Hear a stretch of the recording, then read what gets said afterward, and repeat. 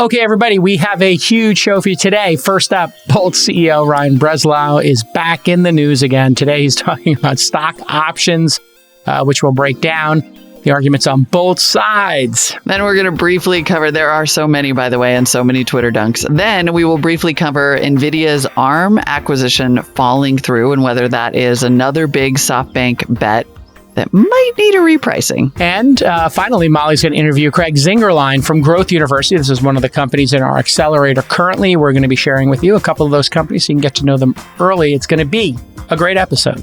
Stick with us. This Week in Startups is brought to you by OpenPhone. As a startup founder, a lot of mistakes are easy to roll back, but using your personal cell phone as your company number isn't one of them. OpenPhone makes it easy to get business phone numbers for you and your team, right on top of your existing devices. Visit openphone.co/twist to get 20% off your first 6 months. RealGoodFoods is modernizing frozen foods and has become one of the fastest growing food brands in the US. Everything RealGoodFoods makes is low in carbs, high in protein, and made from real food ingredients. Go to realgoodfoods.com and use code TWIST for $15 off. And Ourcrowd helps you invest in pre-IPO companies alongside professional VCs. If you're interested in investing, you can join Ourcrowd for free at ourcrowd.com/twist. All right, we're back. We are so grateful to Ryan Breslow for his continuing contribution to the content of our show. Of course, we are referring to Bolt CEO Ryan Breslow, who rocketed himself into the news recently by taking on the Stripe and PayPal mafia, breaking that story to the whole entire world. Then maybe like stepping down as CEO. And I think maybe he's got like a new company that he's trying to build, and then blew up the internet, at least BC internet, yesterday by tweeting about how he wants to innovate on Bolt's stock option program, which he believes is designed to be more employee friendly. And I feel like this is a good chance to get some of Jason's knowledge in here on how this stuff normally works before we get to sort of like what he's trying to do in his weird, can I just say, very telemarketing sounding tweet thread. Yeah, he's kind of selling this stuff hard right now, but we do appreciate the content. We've talked about the issue of stock options. I mean, he's kind of like the fourth producer here. Thank you for he really is. He gives us like a story a week. It's great. I didn't have like an obvious headline today until boom. Yeah, thanks, guy. So there's a lot to unpack here.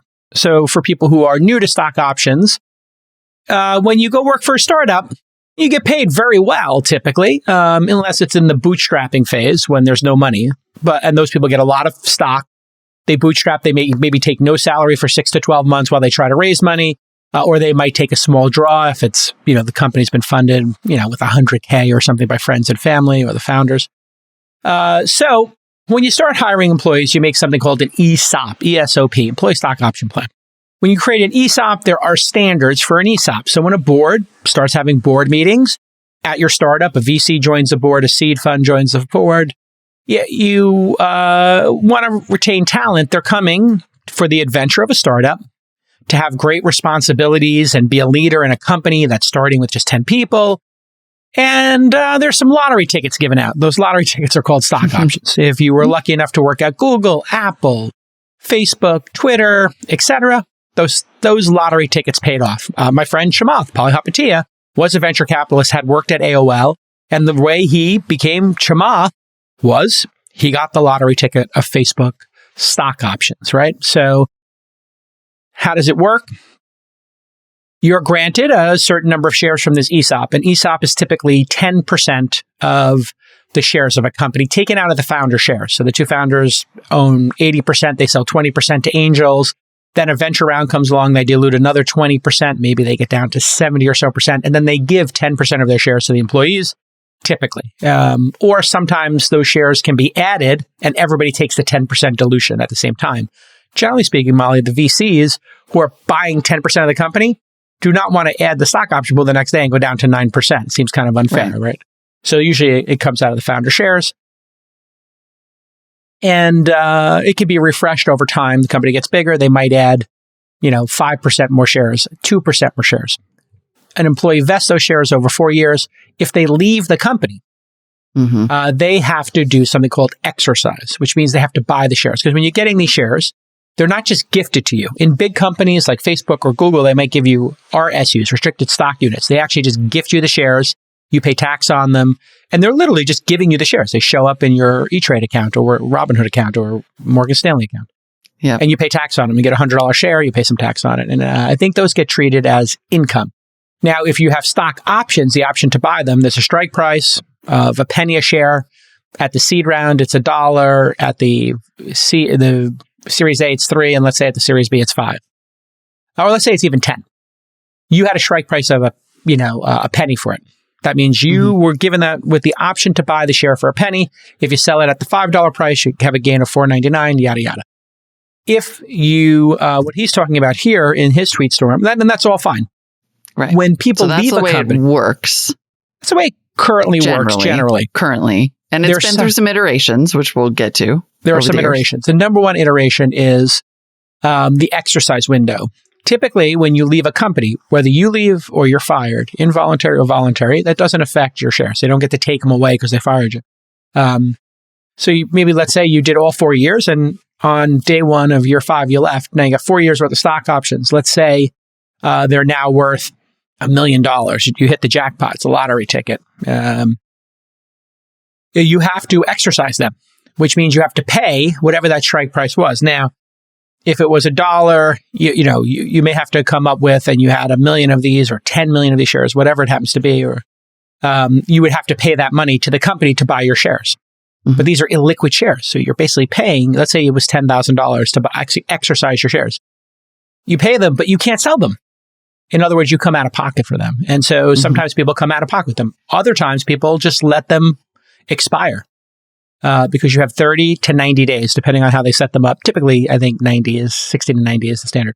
So you have a little bit of time to get the money together. You have to sell other equities or whatever. And you have to make that determination.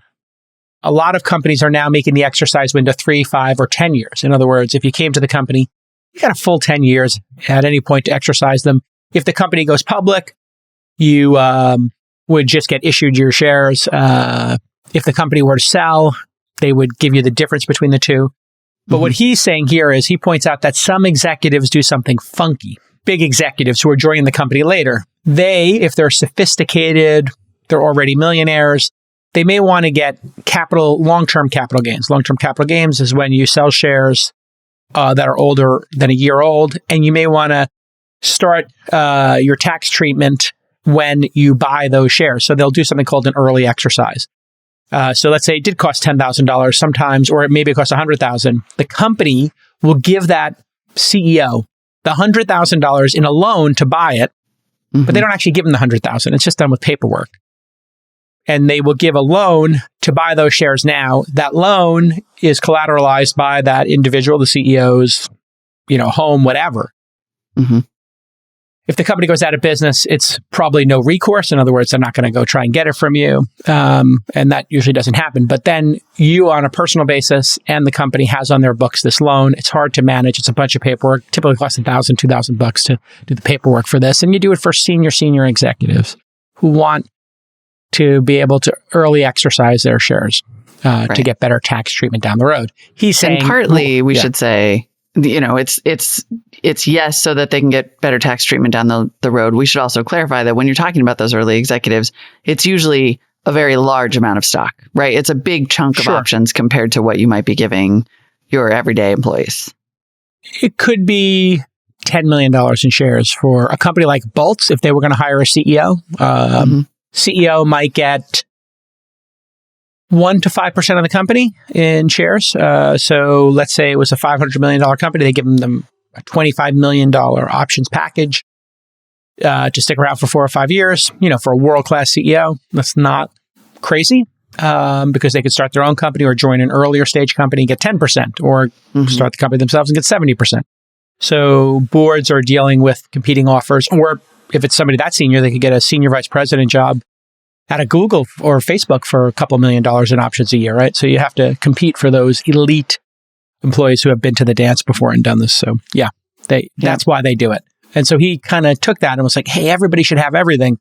Problem is, if you can't afford the $10,000 or $5,000 to exercise your options, should you really be taking out loans? And then these loans really do affect the balance sheets of people personally. I think you would have to disclose this if you were going to go buy your first home or something. And I'm not sure you would get canceled for that, but you would also, the company has to, my understanding is the company has to keep track of all these, and it's a liability for the company. Listen, lots of founders are loosey-goosey with their personal phone numbers. We know that. They put it in company documents. They use it for sales calls. They use it for everything, including all their personal usage. And that makes things messy because you won't know who's calling you, a sales prospect or somebody from your kid's school or a spam call. Well, OpenPhone helps you create business phone numbers for you and your team. And it works through an app on your smartphone or desktop. So it's super easy. There's no need to carry two phones like back in the day. Just pick a number, install the app, and you're done. And here's a bunch of features we love. You know how you can create a shared email for customer support? Well, now you can have a shared phone number with multiple employees fielding calls and texts. Like if you had a VIP support line or you wanted a salesperson to actually pick up, you can do that whole round robin thing. So here's your call to action. OpenPhone is already super affordable at as low as $10 per month per user. But Twist listeners can get an extra 20% off any plan for your first 6 months by signing up at openphone.co/twist. Remember, that's .co. openphone.co/twist. And you can have your existing numbers ported over from another service. No problem. They'll do that for free. Just head to openphone.co/twist today. Let's back up to what he's proposing because we have jumped ahead to analyzing the proposal. So his problem statement basically is that there is this issue where an employee leaves and they might not have the money to come up with the cash to exercise the option, one. And that two, it's not fair that executives at companies get this treatment, this loan up front, and this ability to, reap the tax benefits of their options right from the jump. So he is proposing that at Bolt, they're going to fix this by allowing every employee, if I understand this correctly, to get this early exercise option, which is in fact a loan from the company that allows employees to exercise their options earlier. If, though, and this is the drawback, and he says this many times throughout his tweet thread, if the options end up underwater, when the employee wants to leave, they're still personally on the hook for the loan. Yep. Right. I guess the company could theoretically forgive the loan. I think that's what would happen in that situation. And there are some things in law that, like are liabilities or there could be edge cases, but they don't normally happen. So in the course of, these things happening, a board would typically, if somebody left, they were underwater, they might just forgive the loan or something like that. But he does point out it's a liability. I'm not saying it's bad that he is offering this to folks. I wouldn't say it's bad. There might be somebody who has enough money that they feel comfortable taking this. Maybe it's their second or third time at the rodeo. But this is largely solved by giving a longer, window to exercise, right? So people don't lose it. And if you're affluent, you could always just buy the shares, right? As somebody else pointed out, you could just give RSUs to people and pay their taxes, which is what the Googles and Facebooks of the world do. So also, anyway, I have kind of a dumb question. Yeah, sure. Maybe it's not that dumb. There are no dumb questions when it comes to tax law and stock options. It's wildly complex. Stock options are something that you are given at a company either to incentivize them to stay there because you are paying them less than market rate, and you're that used to be why. Not that anymore. Used to be why. But now it's sort of like, it's an added bonus or whatever. And it engenders your loyalty and potentially becomes a golden handcuffs thing. But if you leave, isn't that just on you? Yeah, I mean, you left. Why? I don't understand why these companies are bending over backwards to make sure that employees who leave have the option to buy their shares for 10 years. Yeah. So the reason is you would want to imagine yourself in the situation where you hired somebody, they did a great job for 4 years, but they moved to another state, they retired, they started a family. Do you want to penalize them for 4 great years of service they gave you, or do you want them to keep their lottery ticket that they can cash in later if the ponies happen to, win, place, or show? So it's a loyalty to the employee to let them, get the win and then build goodwill. People who didn't do this or were sharky about these kind of things, then the employees leave. They tell other people, hey, yeah, that founder, the board, they're horrible people. I don't have my options. What options in these lottery tickets really do is they perpetuate the dream of Silicon Valley. 80, 90% of startups fail. 1 in 10, 1 in 5, maybe these options become worth something.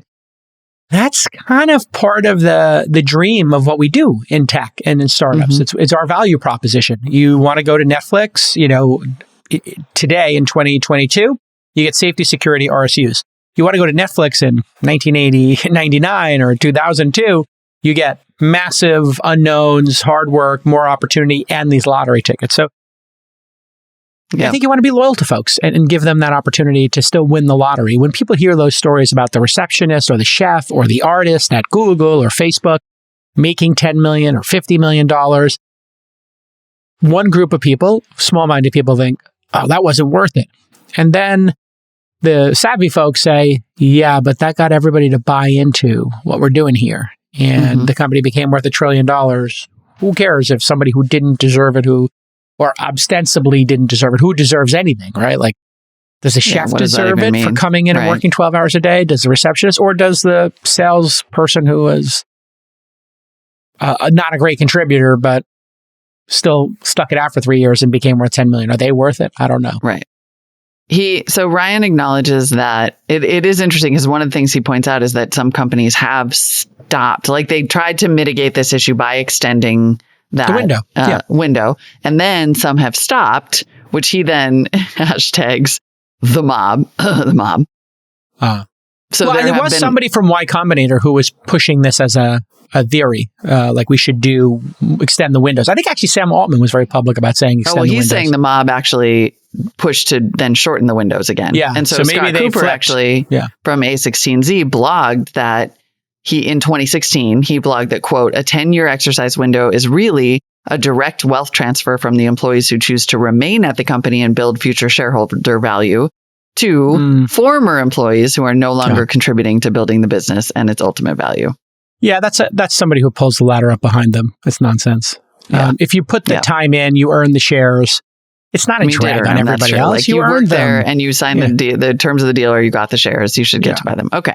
I think so, yeah. Well, then Ryan is trying to then avoid that. But let's go back to this personal risk question, because again, it doesn't he really does think he's doing this really forward thinking thing for his employees, it seems, in his telemarketing thread. I don't doubt his intent at all. I do not. No. No. But when a thread is that sort of like promotional about how great it all is, it starts to feel like, is it so great though? I'm not really sure. And what our producers have wisely pointed out is that it feels like there's a specific risk for Bolt employees here that they could end up underwater. Yeah. Again, I don't think the company is going to be chasing those loans if they do them. So it's probably a theoretical. And maybe there could be, like, if you go to get other loans, depending on the size of this, could come up as a liability. Again, let's say you were going to get a down payment on a house, or you're trying to get a second mortgage or a home equity line. I'm not sure, because again, usually people who are not yet wealthy don't do these kind of funky loans or margin loans or these kind of loans. This is kind of like when you've got enough cheddar that you could actually pay the loan if the worst case scenario happened. It wouldn't be fun, but it would be, it wouldn't be the risk of ruin. So I think that's the issue here is, like, do you want to have a loan hanging out there? That could be called, right? The loan could be called theoretically. So, it's rich people have, and affluent people who have their stack already think differently. Like this quote from Scott above, to go back to that for a second, of like, the people who work 4 years versus people who work 10 years.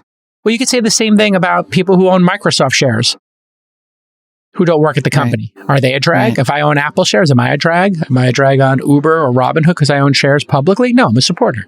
I'm a I think cheerleader. he's not talking about people who own shares down the road. He's talking about the exercise window. Like, should you allow people who no longer work there the option to exercise and buy that 10 years later? I'm not arguing that it sounds a little stingy the way that he phrased it. I'm just clarifying that he means the window specifically. Here's the stupid thing about Scott's comment. The people who are working there past 4 years, 5 through 10, they get more options for continuing to stay there. And the people who leave that startup and go to another one get options in the next startup. Everybody gets some options, generally speaking, unless it's a company like MailChimp that said, or I think 37 Signals, who just said, we're just going to pay you higher than market rate. We're going to give bonuses instead. And so you get the cash now. And for people who would like an extra $20K a year, that's a better option for you. So again, Ryan, thanks for bringing up a topic that we've all rehashed endless times. And virtue signal. I mean, Ryan's becoming a virtue signal. He's becoming annoying because it's like somebody who just discovered startups being like, hey guys, do you know there's an option window and there's an issue around this? It's like, yeah, I've been in this board meeting 50 times when we talked about it. Like, yes, we all know about this issue. We've all hashed it out, dude. And he's like, I have a new idea. And it's like, no, you don't. He's like the annoying. He's very young. The next generation has to learn the lessons all over again. He's the annoying kid in the back of like a screenwriting class. And he's like, have you guys seen Pulp Fiction? And we're like, yes. Did you guys ever see Seven Samurai? Yes, we know who Kurosawa is. Yes, we've seen it. We all know how hard it is to eat healthy when you're working crazy hours like I do, startup founders do, anybody in our industry. But thankfully, Real Good Foods is here to help. They make nutritious foods more accessible to improve all of our health. And they're one of the fastest growing frozen food brands in the US. In fact, they just went public back in November under the ticker RGF. So congrats to the team on the IPO and making great products. They got a ton of foods you love. Mexican, Italian entries, pizza, breakfast sandwiches. I tried the breakfast sandwiches and the pizza. Amazing. All 100% grain-free, low in carbs, and high in protein, which is what I'm looking to do in my diet. And it's made from real food ingredients. Real Good Foods is perfect if you're trying to cut back on carbs, get more protein from real food, or if you just need a convenient and tasty option without sacrificing your health. Or maybe you're just trying to eat healthier in general. This is the perfect solution for you. I like to keep it on hand just in case I need a late night snack or I forget to order lunch. And they're now available in the freezer sections of Costco, Walmart, Target, and most grocery stores nationwide. And a big goal of theirs is to support local food banks across the U.S. by donating 1 million nutritious meals. Nicely done. So go to realgoodfoods.com, use the offer code TWIST, and you'll get $15 off. You can order directly from their site. Learn more at realgoodfoods.com and follow Real Good Foods on social. Jeff Richards, a partner at GGV and a guest on Angel Season 4, Episode 9, replied to Ryan with the following. For what it's worth, almost every private company in Silicon Valley did this in the 90s, which I do remember. He says it was an absolute disaster. Employees spent years paying back loans for worthless stock, tax bills for merely exercising, etc. I'm not in the mob, but unfortunately lived through it firsthand as a founder.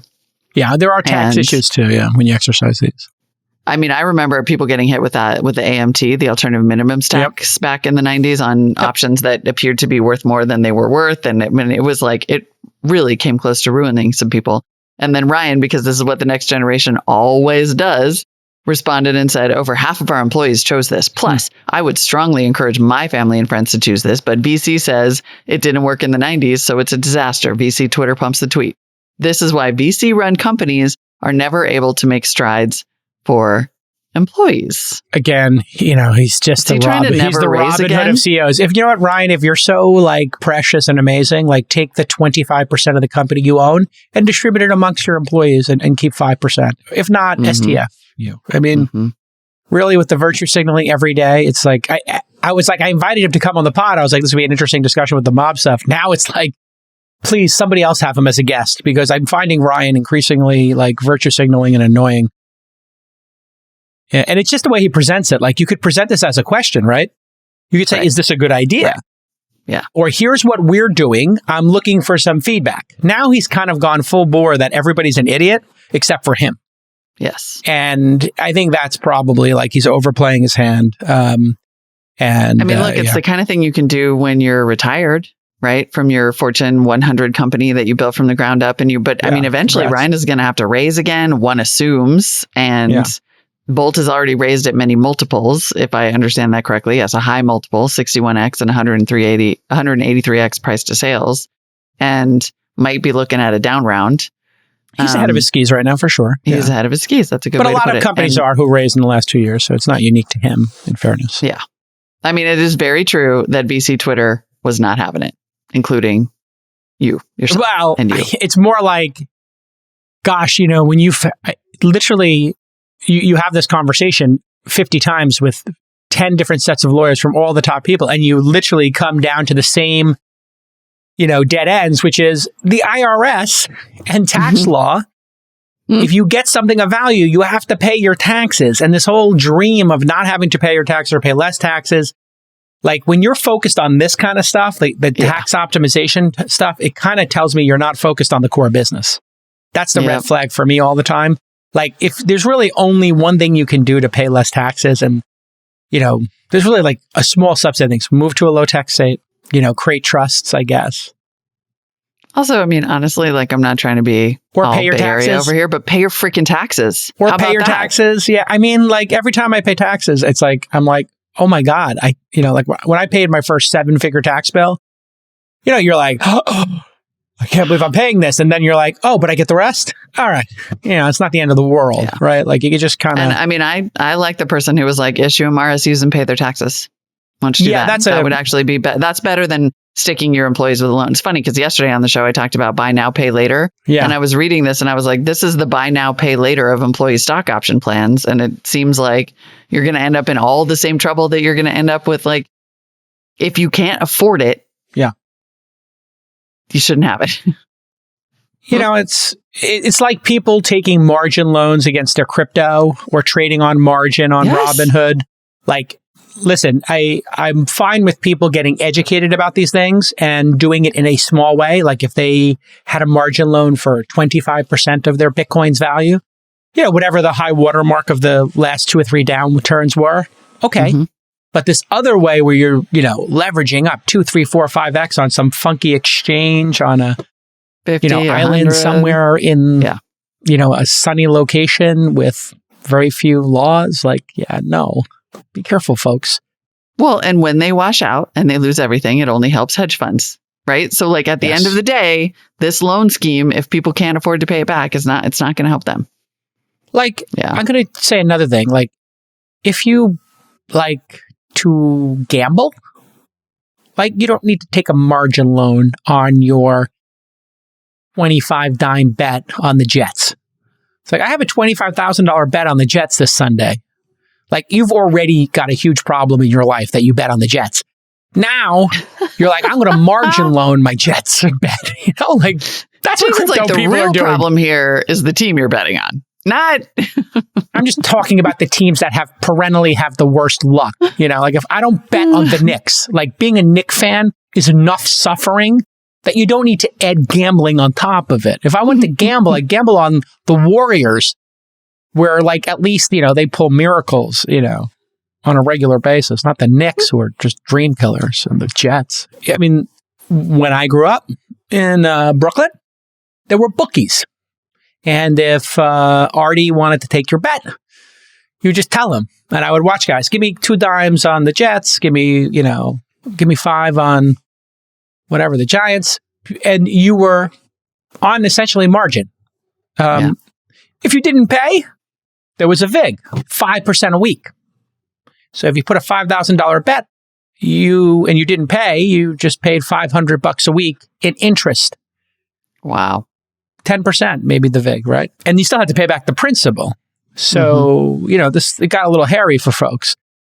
If you're now, as we know, sports betting and wagering is becoming legal in the United States, yada, yada, I'm totally pro that. People should be able to do what they want with their money, Vegas or bet on sports. It's fine. It's entertaining. If you got a problem, make a phone call, get help, yada, yada. But when you use these fantasy sports sites or you're betting, you have to have a deposit for a reason. Yep. Because gamblers do get ahead of their skis and they do something called chase it. You don't want to be chasing it. I think Chase It seems like a good segue actually to our Nvidia and this is why I don't gamble, Molly. except on Right, startups. I know. I'm like, your gambling rules, if I'm being honest, are a little bit all over the place here. Somewhat inconsistent. I found a way to gamble that is net positive for the planet and for humanity. Bet on entrepreneurs. Kind of a rigged game. If you have good access, you only need to hit one every 100 or 200 investments. The odds are basically stacked in your favor. That's why I was like, if you were in my book Angel, I was like, it's kind of like I'm playing in a card game where I get all the aces and kings and you don't. Like, that's deal flow, right? When you have great deal flow, whether you're at YC or the Mob or Andreessen or Sequoia, it's kind of like somebody's like, here's all the aces and kings from the deck. Go ahead, place your bets, because people come to you first.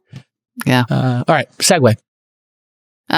Chasing things. Nvidia has been chasing a big chip merger for a long time, in this case with ARM, and it seems to have backfired. And this deal fell apart a few days ago. But what is interesting about it, I think, to us, is that it's yet another SoftBank story.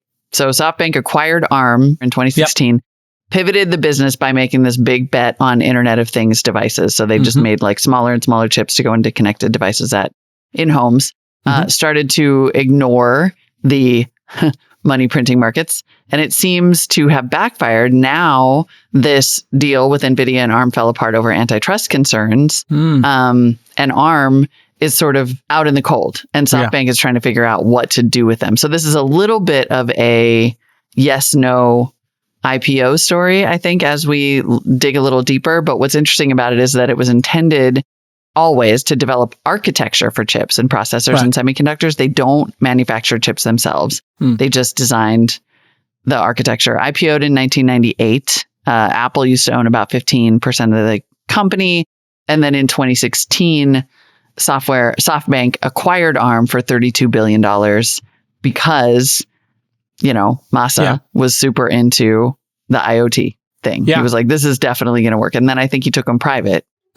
Now, like, who knows what happens? And I guess the question becomes sort of like, is this a whiff for SoftBank? Was it just a miss? And now they're going to have to eat this $32 billion acquisition on some level. I mean, leaving aside what this means for Nvidia, it's just a super interesting, to me, SoftBank and ARM story. Yeah. And I guess Nvidia was going to buy them. Yep. Nvidia was going to acquire them, and they wanted to buy them for $40 billion in cash and stock, meaning, by the way, that ARM's valuation would have gone up only $8 billion since SoftBank acquired it in 2016. Nvidia has been crushing it lately, $650 billion company. Its stock price is up about 70% over the last five years. And they wanted to become a chip powerhouse with this, but they spent 18 months trying to get this deal done. And it was just a huge antitrust, Yeah, I mean, this is one of the high stakes problems that we're going to see more of. If you don't have the save of acquisitions and mergers available to companies when they stumble, then, they could go into kind of a death spiral, or not that I'm saying they're going to go into a death spiral, but you're taking a major option off the table for an exit. So now they have to go public, but who's going to want to buy the stock in a company that's in decline or sideways? So what do? You then would have to manage it for profits and maybe cut staff and cut investment and then try to make profits off of it to try to make your money back. You see how this becomes a quick death spiral because you need investment capital in order to, compete. And it's an arms race out there. No pun intended. No pun intended. With these chip manufacturers, and you see Apple making their own, and this is not going to be pretty. But SoftBank can afford a couple of flops, and these things are always a matter of price. So if the price gets low enough, somebody could snap it up. Or if the price is low enough, there could be some sort of a buyout that occurs. And so we saw that actually with WeWork, right? Sometimes you just got to take the medicine and reprice an asset. We saw it with Peloton, reprice the asset. Now all of a sudden, Peloton starts rising again because they repriced it. They reset everybody's expectation. Investors get wiped out. We'll see with this one. But I think the higher order, more interesting thing for me here is, SoftBank swings for the fences. Sometimes they win a couple of billion. Sometimes they lose a couple of billion. Sometimes they make tens of billions. They'll be fine because they're playing the game slightly differently. They're doing this late stage, try to make a couple of $1 billion. But on a percentage basis, it might not be, as juicy as being a Series A investor or something. But yeah, if we're going to block mergers and acquisitions, if the company is in decline, then you have to start thinking about the employees of that company, the survival of that company, maybe taking away a landing strip for that company. Who's going to buy it now? It's too expensive for most people to buy. What is Facebook going to buy it and start making chips or something? Like, who's going to buy this thing? If not another chip manufacturer or another provider of who's going to use these chips in some way to get an advantage. So, like if Peloton's small enough that an acquisition is tiny as a fraction of, Amazon's capital or Apple's market cap, and it's not like they're going to own all fitness equipment. So it's a little bit easier to get through. But yeah, this is going to be a challenging one, and it could be painful for the company if they can't find a suitor. Yep. All right. Well, we, on that note, are going to get to my quick interview with Craig Zingerline, someone who has yet to even suffer through, has yet to even imagine having issues that are that come up when you get acquired, by SoftBank for $32 billion. Yeah. Craig Zingerline from Growth University is a member. We're doing these quick interviews just so you are aware. You'll hear, I think, one a week for the next 5 weeks. 5 weeks. 5 weeks, maybe, yeah.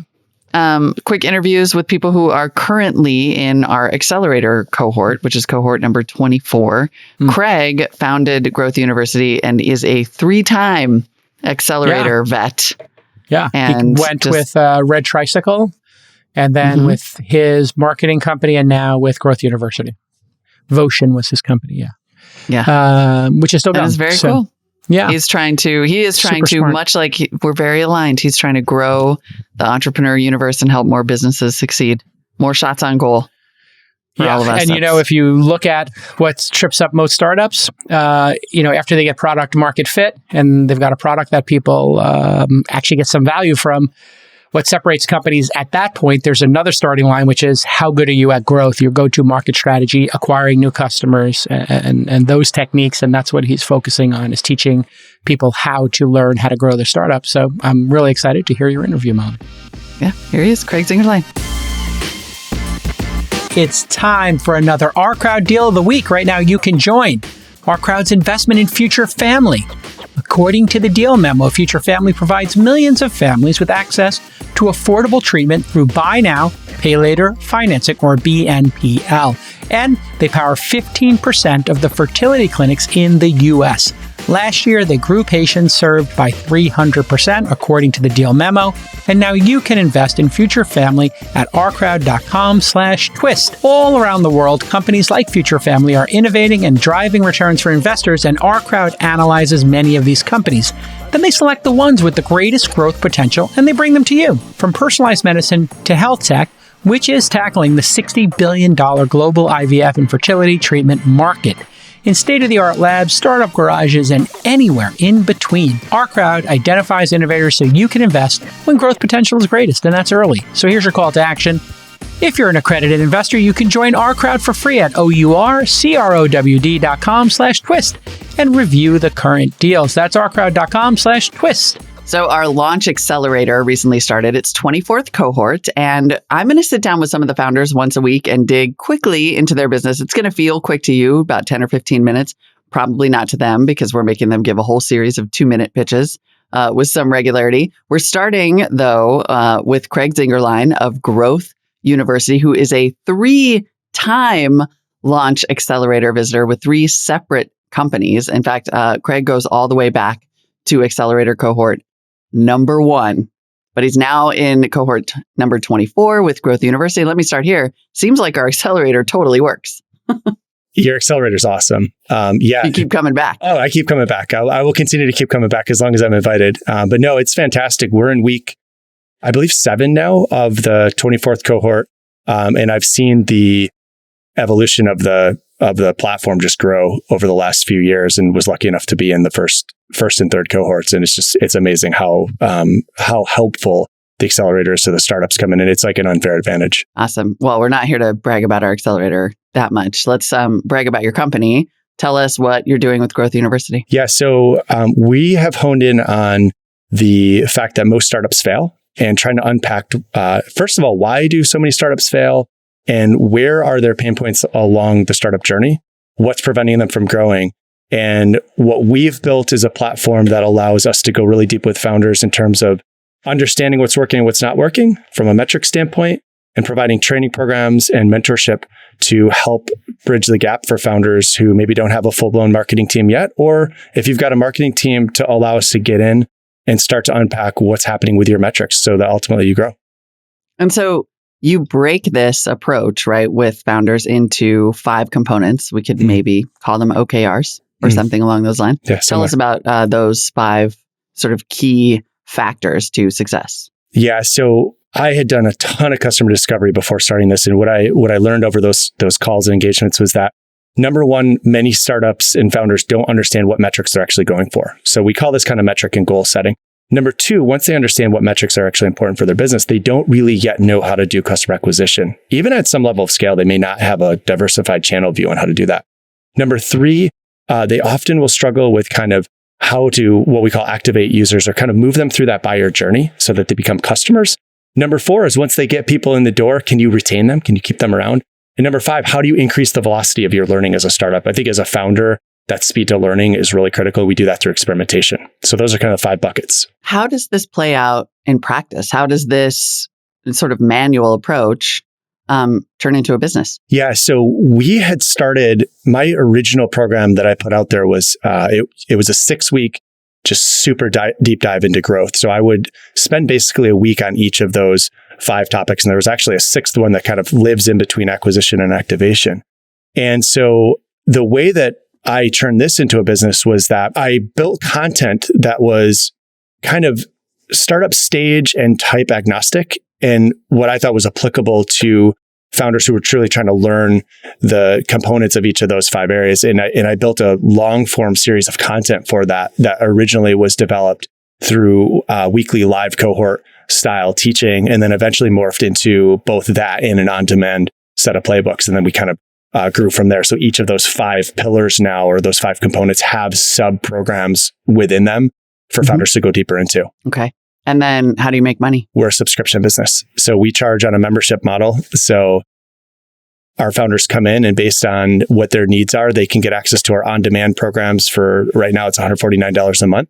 And then if they want a higher level of access with a little bit of that mentorship that I was talking about before with our team, where we can help you really get into the weeds with some of the metrics that you may want to influence, then those plans are a lot more expensive, and it kind of goes up from there. And behind the scenes, what we've been doing is we've been building an underlying platform, because what we also found was that there was no standardization from startup to startup to startup. We see dozens and dozens of startups, and they're all using different tools and different ways to track their metrics. So we've standardized that whole process. So we've got a set of spreadsheets right now, but we're building the product version of that for the future for them to use. And then tell us, give us some of your key metrics. You are post-revenue. You're making money, right? Yeah. So we will cross 20,000 in monthly recurring revenue in February. We have been growing about 25% month over month. We started the subscription business in January of 2021. And so I had run a couple just one-off courses before that. But when we got through those, we realized that this is a subscription model. Founders wanted more context. They wanted more info. So I kept building more programs. We've had really incredible retention so far. But yeah, we're mostly monetizing on the membership side, and that's been going really well. How did you'd sort of mentioned in passing that you were doing a lot of founder mentorship. I wonder how you got into that, and then what, prompted you to want to start, a full-on curriculum and educational program here. So I was an operator in a number of different startups, including 2 that had gone through the LAUNCH Accelerator and a whole bunch of others. And these were anything from a bootstrapped startup where cash is kind of really constrained to, I ran millions of dollars in marketing budget per month at another startup. And as an operator, I saw that the same themes were holding up pretty much at every company that I had been at, in terms of inflection points where the business starts to kind of lose momentum. And so what do you do in those situations? You have to kind of, if you don't have a process, you're going to reinvent the wheel. So that was my first exposure to the problem. And then what I started to do was I realized that I just needed to have a lot more context than just my own experience working within companies. And so I actually joined a platform called Growth Mentor. And I did about 200 free calls, 15-minute calls, 30-minute calls from 2017 through now. I still do these, where I just get on with a founder and they literally just tell me all their pain points with their startup. And I was able to quantify all of those pain points I take notes on these calls. I started to see the same themes. And that was when I realized, okay, well, there's something here. And in fact, I've always been super passionate about helping startups, but I wanted to go out on my own again and run a business that had scale potential. And I thought this could be the model. And that's what we've been digging into. Wow. I would imagine that you would meet plenty of people in the world who are like, I don't care if 80 to 90% of startups fail as long as mine wins. That's right. And so it seems very admirable that what you really want is for everybody to win here. Yeah. The aspirational vision or goal is that if we can just decrease the percentage of startups that fail globally, even by a fraction of 1% a year, there will be hundreds of thousands of additional startups that succeed. So if we can be part of that mission with them, then we will also win. And talk about the net good of that, where we get a good economy. There are jobs available to lots of people. Yeah. The startup sector employs so many people, and even the periphery around it employs so many people. And the services, we don't want to talk about that a lot, of obviously like high growth startups and the word service kind of don't mix. However, the service industries that are attached and adjacent to these startups is a major part of the ecosystem economically, globally, actually. So we want more entrepreneurs taking on risk. We want more entrepreneurs to do it, but they also need a playbook, and that's what we're trying to provide. All right, last question. We're going to ask all of our accelerator cohorts the same question. I know you've been asked this question throughout our program and will continue to be. What is your path to $100 million? So we have a plan to go both enterprise as well as deeper within startups. So we're going to sell multiple seat options, and we're also selling access to the platform as we go, along with an additional line of productized service model. And if you look at our customer lifetime value right now, it's at about $5,000 actually for the latest cohort of users that we brought in January. And we think we can double that. So we get to 10,000 LTV, 10,000 plus regular users, and that's our pathway. Craig Zingerline is a 3-time Launch founder and founder of Growth University. Thanks so much. Good luck. Thank you so much, Molly. That was fun.